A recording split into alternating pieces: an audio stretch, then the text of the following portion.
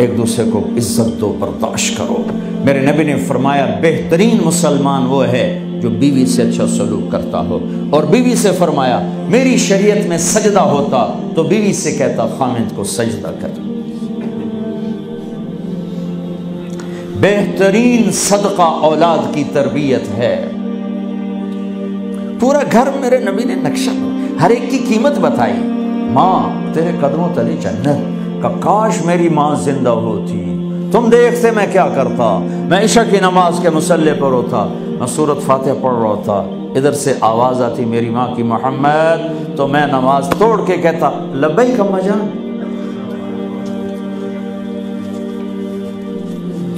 باپ کا تیرے جنت کا دروازہ ہے، باپ تیری جنت کا دروازہ ہے، کھولنا توڑنا نہیں، کھولنا توڑنا نہیں، توڑ دیا تو جنت میں نہ جا سکو گے۔ سب سے بہترین مسلمان جو بیوی سے اچھا سلوک کرے، سب سے بہترین عورت جو اپنے خامند کی منشا کو دیکھے۔ پھر آپ نے ایک عجب بات فرمائی جو معاشرے میں بہت بوجھ بنتا ہے جس کا، ہاں بھائی تمہیں ایسا صدقہ بتاؤں جس سے بڑھ کے کوئی صدقہ نہیں، تمہیں ایسا صدقہ بتاؤں جس سے بڑھ کے کوئی صدقہ نہیں۔ انہوں نے کہا جی کیا؟ کہا الابنۃ المردودہ، جس کی بیٹی کو طلاق ہو گئی یا بیوہ ہو گئی اور گھر واپس آ گئی ماں باپ کے، یا ماں باپ نہیں ہے تو بھائی ہیں، وہ ایک بوجھ بنتی ہے ماں باپ پر بھی، اور بھائی تو ویسے ہی باغی ہو جاتے ہیں۔ میرے نبی نے فرمایا اس بچی پہ خرچ کرنا کائنات کا سب سے افضل صدقہ ہے۔ گھر، ایک گھر کیسے چلتا ہے؟ ہمارے ہاں پنجاب سندھ بلوچستان سرحد میں بہنوں کو وراثت میں کوئی حصہ نہیں ملتا، سب بھائی کھا جاتے ہیں۔ میرے نبی نے فرمایا جس کو اللہ نے 2 بہنیں دیں اس نے ان کا حق ادا کیا، شادی کی حق ادا کیا۔ ماں باپ کی وراثت میں سے ہوتا ہے، اگر میں نے کوئی خود کمایا ہے اس میں بہنوں کا حق نہیں، ماں باپ سے اگر 1 روپیہ بھی آیا ہے تقسیم کیا جائے گا۔ جس نے بہنوں کا حق ادا کیا، شادی کی حق ادا کیا، اس پہ جنت واجب ہو گئی۔ جس کو اللہ نے 3 بیٹیاں دی اس نے ان کی ڈولی اٹھائی، وہ جنت میں میرے ساتھ یوں ہوگا۔ ایک بولے اگر 2 ہوں، کہ جس نے 2 بیٹیوں کی شادی کی وہ بھی ایسے ہوگا۔ اللہ بھلا کرے۔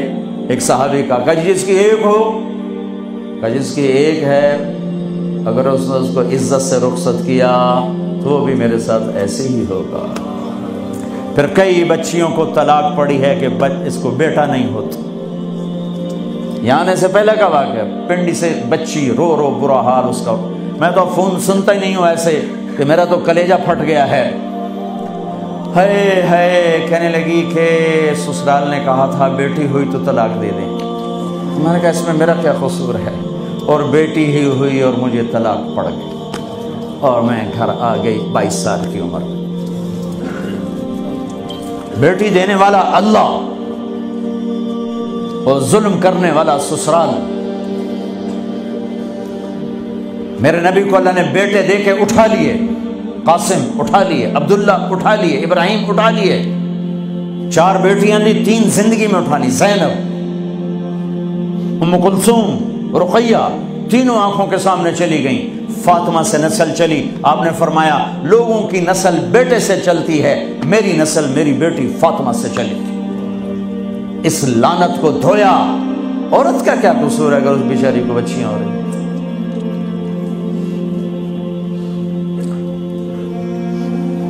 جس نے اپنی بہنوں کو حق ادا کیا، جس نے بیٹیوں کو ڈولے میں بٹھایا، ان کا حق ادا کیا، کہ جنت میں یوں ہو جائے گا۔ بہنوں کو دینا اتنا ضروری ہے، حرام ہو جاتی ہے روٹی۔ میں نے مولانا جمشید صاحب میرے استاد ہیں، میں نے ان سے تفسیر پڑھی۔ میں ایک دن شہد کی بوتل لے کر گیا، پرانی بات ہے 76-77۔ میں نے کہا حضرت یہ ہدیہ ہے۔ فرمایا کہاں سے لائے ہو؟